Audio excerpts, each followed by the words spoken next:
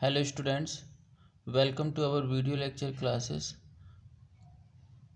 Now today we are going to discuss about distribution graph. इसके पहले हमने unit hydrograph देखा था और यूनिट हाइड्रोग्राफ को कैसे बनाते हैं उसकी मेथड देखा था। दो मेथड थी, एस कर्व यूनिट हाइड्रोग्राफ और मेथड ऑफ सुपरपोजिशन।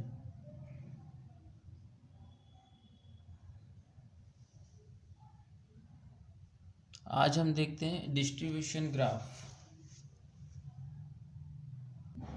सबसे पहले किसी भी चीज़ को जानने के पहले हमें देख लेना चाहिए कि इसका क्या होता है और इसका यूज़ क्या है।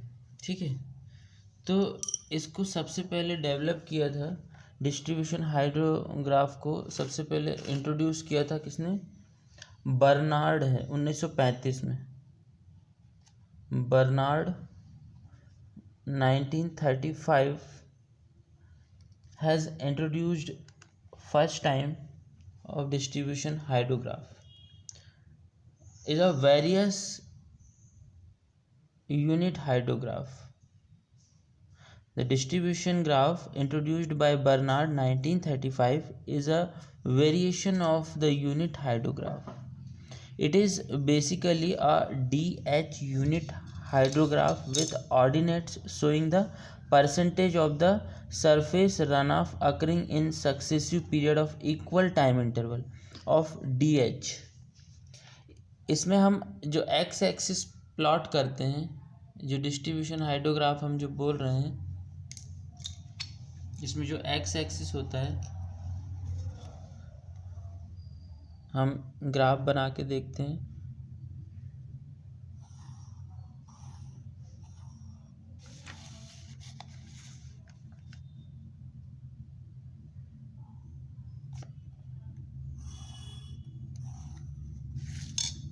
यहाँ पे हम एक्स एक्सिस पे टाइम लेते हैं जो कि आर में है, ठीक है, और वाई एक्सिस पे हम क्या ले रहे हैं?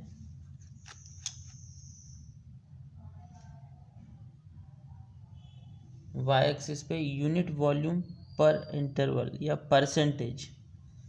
यूनिट वॉल्यूम पर इंटरवल मतलब यूनिट वॉल्यूम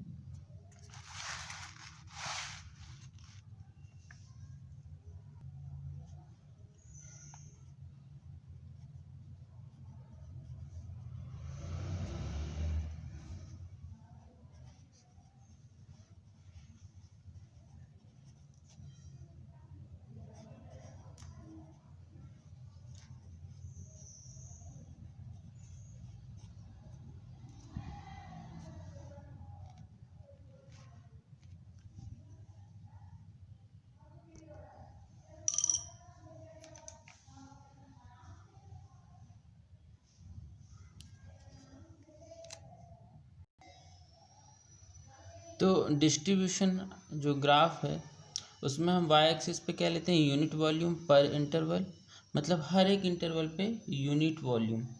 और जो एक्स एक्सिस उस पर हम टाइम लेते हैं और ये हम यूनिट पीरियड 4 आवर ले रहे हैं। इस पे हमारा यूनिट पीरियड क्या है? Unit period 4 hour. ठीक है, तो आइए हम देखते हैं कैसे हम डिस्ट्रीब्यूशन हाइड्रोग्राफ तैयार कर रहे हैं।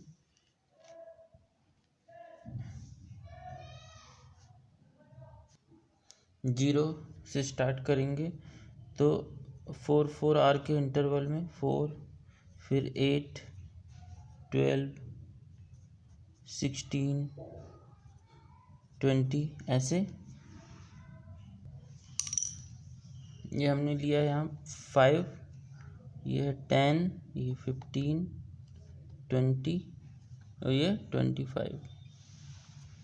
ठीक है, ये यूनिट वॉल्यूम। और यहाँ हमने लिया 4, फिर 8, 12 ऐसे 36 तक 4 आवर इंटरवल में। यूनिट पीरियड कितना है? 4 आवर। ठीक है, तो जो डिस्ट्रीब्यूशन जो ग्राफ है, सबसे पहले तो ये यूज़फुल कहाँ पे ये जान लेते हैं। Distribution graph are useful in comparing the run of characteristics of different catchment. जो हम जो हाइड्रोलॉजिक स्ट्रक्चर तैयार करते हैं, जो अलग अलग कैचमेंट होता है, उसमें जो रन ऑफ कैरेक्टरिस्टिक्स होती है उसको एक दूसरे से कंपेयर करने के लिए हम इसका यूज़ करते हैं। सबसे पहले तो ये हम जान लें कि हम इसको क्यों पढ़ रहे हैं। तो डिस्ट्रीब्यूशन जो ग्राफ है इसका यूज़ कहाँ पे है? It is useful in comparing the run of characteristic of different catchment. ये कुछ नहीं, सिंपल है, एक बार डायग्राम टाइप होता है ये, ठीक है। जैसे कि अगर 5 वॉल्यूम का हमें रन ऑफ मिला है, तो हम 5 कितने इंटरवल में, 4 आर के इंटरवल में। फिर उसके बाद हमें 10 का मिला है, तो हम 10 तक लेके जाएंगे इसको। 15,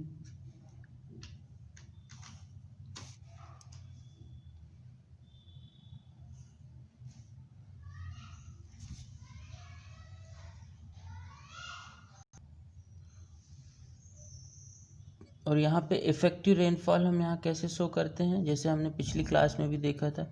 इफ़ेक्टिव रेनफॉल कैसे शो करते हैं? ये यहाँ से यहाँ तक हम, ये जो है वो 1 सेंटीमीटर इफ़ेक्टिव रेनफॉल, इसको हम ER कहते हैं, 1 सेंटीमीटर।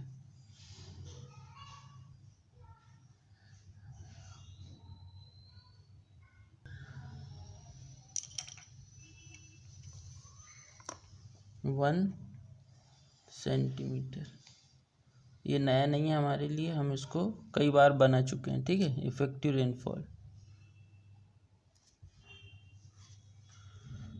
तो ये 5, 10, 15, 27, 16 ये यूनिट वॉल्यूम है, ठीक है।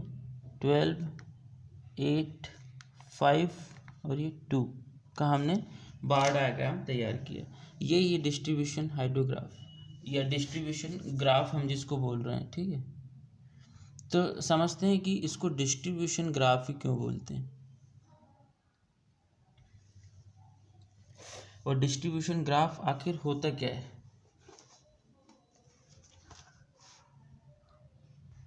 डिस्ट्रीब्यूशन ग्राफ को हम यूनिट हाइड्रोग्राफ भी बोलते हैं। सबसे पहले तो ये जान लीजिए, distribution graph is also a unit hydrograph but in a different form. ये एक दूसरे फॉर्म में, distribution graph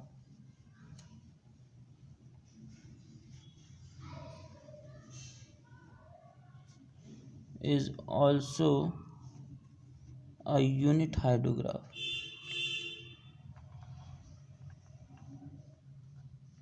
of different form.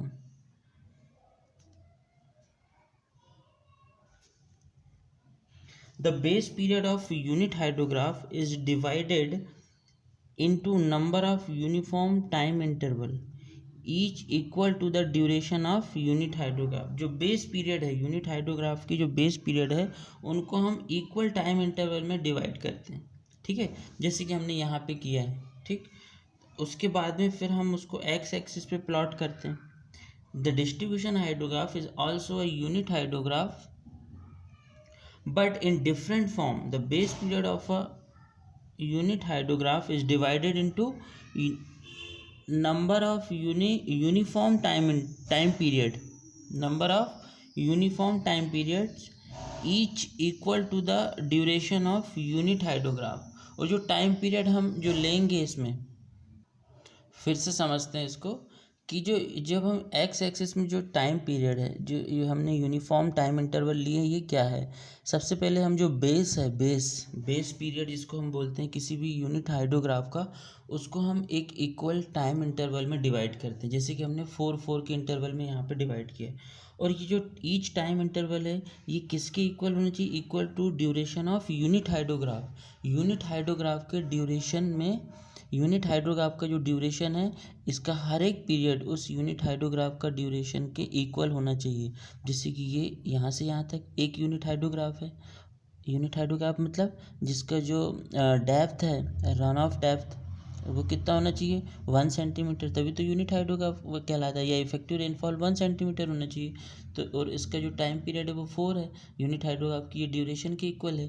तो ये कितने यूनिट हाइड्रोग्राफ है, 1 2 3 4 5 6 7 8 9। तो ये डिफरेंट यूनिट हाइड्रोग्राफ को हमने कंबाइन किया, इसी को हम डिस्ट्रीब्यूशन ग्राफ कहते हैं। और इसका यूज़ कहाँ होता है, अभी हमने देखा था इसका यूज़ कहाँ होता है, जो रन ऑफ कैरेक्टरिस्टिक है डिफरेंट कैचमेंट की, उसको कंपेयर करने के लिए हम इसका यूज़ करते हैं। बहुत ही इंपॉर्टेंट थिंग है ये, इसका यूज़। ठीक है, तो आगे देखते हैं। The volume of run off in each time period of unit hydrograph is expressed as a percentage of the total volume of run off represented by the entire unit hydrograph. जो volume of run off है in each time interval, जो जैसे कि हम 0 से 4 तक देख रहे हैं, एक टाइम इंटरवल है, तो यहाँ पे जो वॉल्यूम ऑफ रन ऑफ कितना है 5। तो the volume of run off in each time interval of unit hydrograph is expressed as a percentage of total volume of run off represented by entire unit hydrograph. और ये जो 5 है, ये किसका 5 है, ये 5% इस पूरे हाइड्रोग्राफ का है। ठीक है, ये 5% जो है वो पूरे हाइड्रोग्राफ का 5%, ये परसेंटेज में हमने डिनोट किया। परसेंटेज किसका, पूरा एंटायर यूनिट हाइड्रोग्राफ का परसेंटेज है ये। आ रहा है समझ में।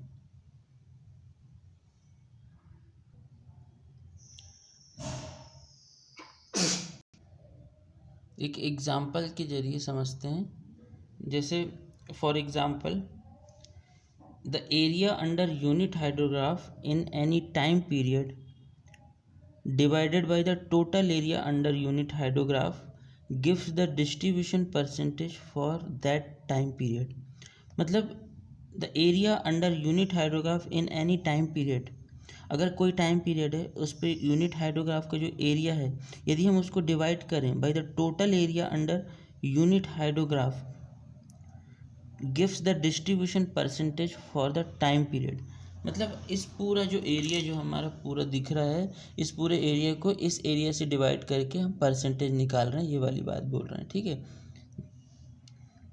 These percentage draw as rectangular bar or steps against the respective time periods define the distribution graph. और इसी को हम फिर इस ऑर्डिनेट पे ड्रॉ करते हैं। ठीक है, एक रेक्टेंगुलर बार के द्वारा।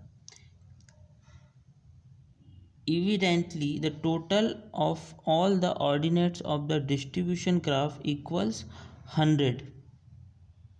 और मैंने बताया ये कॉन्सेप्ट किसने दिया था, बर्नार्ड ने 1935 में।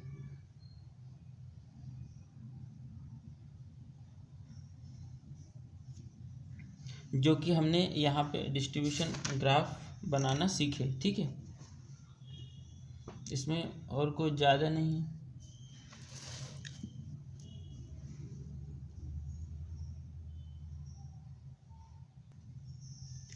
It is basically a DH unit hydrograph with ordinates showing the percentage of the surface runoff occurring in successive period of each time interval of DH।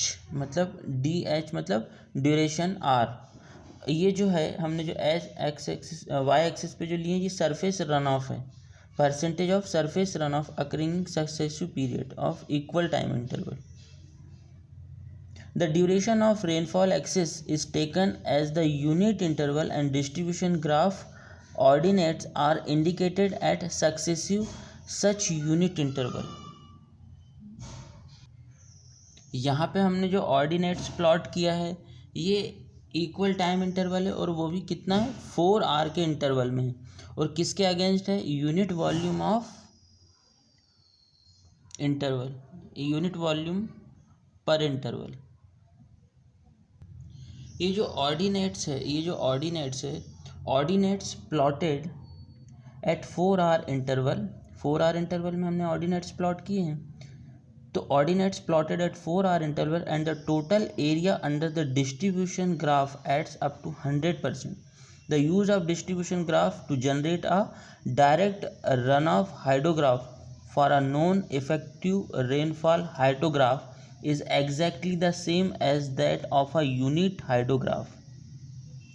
ठीक है, इसका यूज़ क्या है? The use of distribution graph to generate the direct, इसका use क्या है? सबसे पहले दो यूज़ हम जो देखे थे, इसका यूज़ है एक, सबसे पहले क्या है? To generate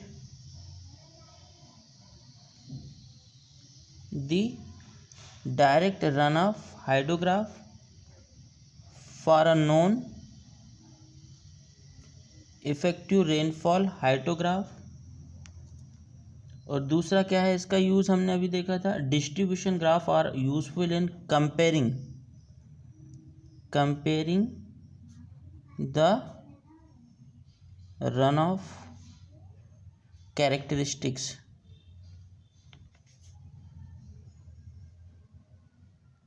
of different catchments.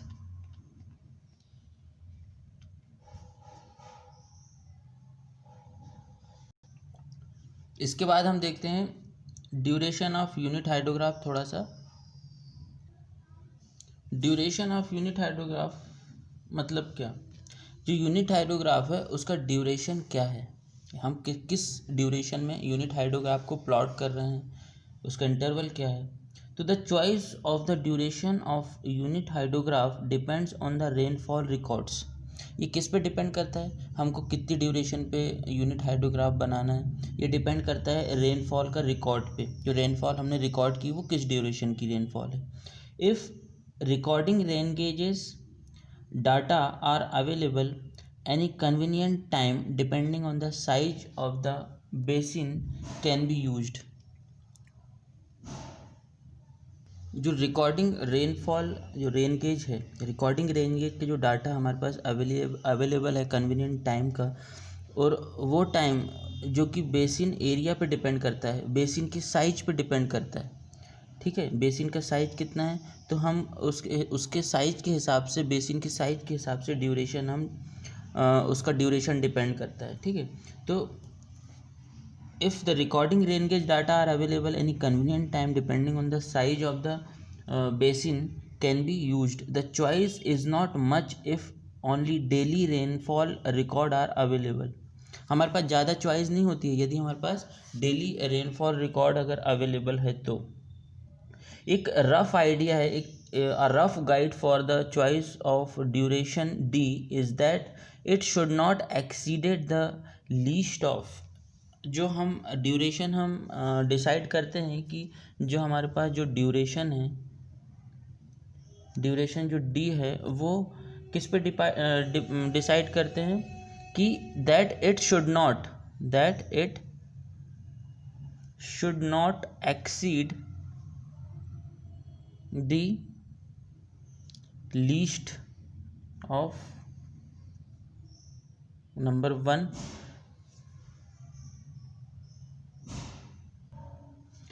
1 क्या है? ये एक्सीड नहीं करना चाहिए टाइम इंटरवल से, टाइम ऑफ राइज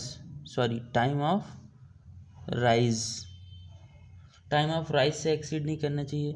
दूसरा, ये बेसिन लेग से एक्सीड नहीं करना चाहिए। It should not exceed the least of basin leg. Third हमारा क्या है? The time of concentration,